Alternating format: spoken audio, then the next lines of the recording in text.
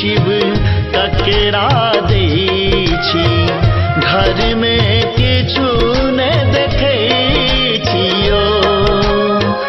अरजी अरजी शिव ककरा दै छी, घरमे किछु नहि देखै छियो।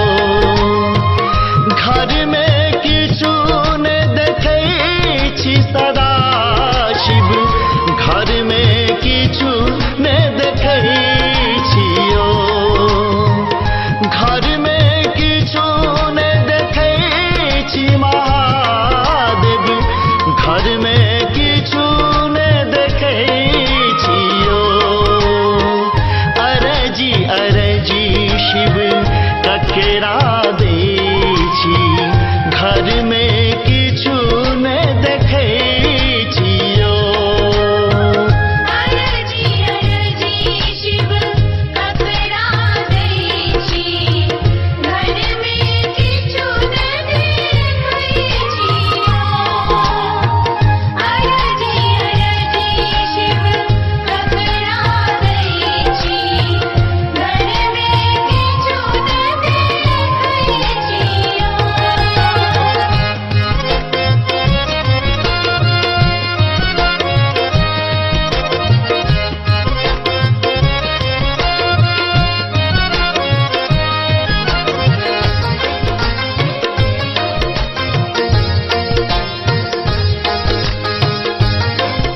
आप सुन रहे हैं गंगा कैसेट की प्रस्तुति।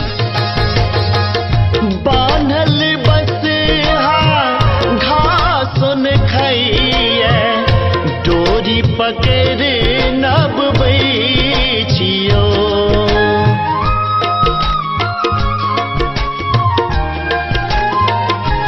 बाबा बान्हल बसहा घासुन खइए, डोरी पकड़ नबबै छियो।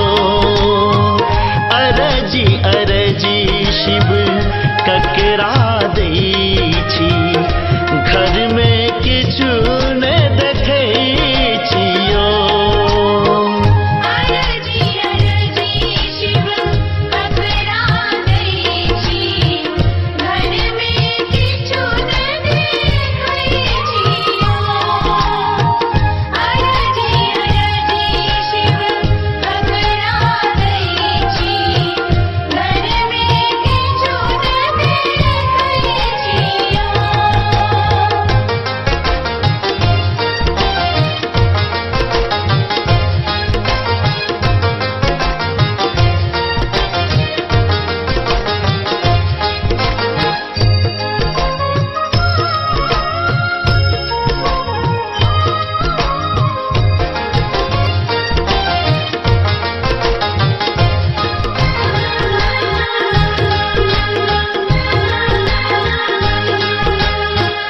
बारिये झाड़िये भांग कटै छी, आचर पर सुखबै छियो।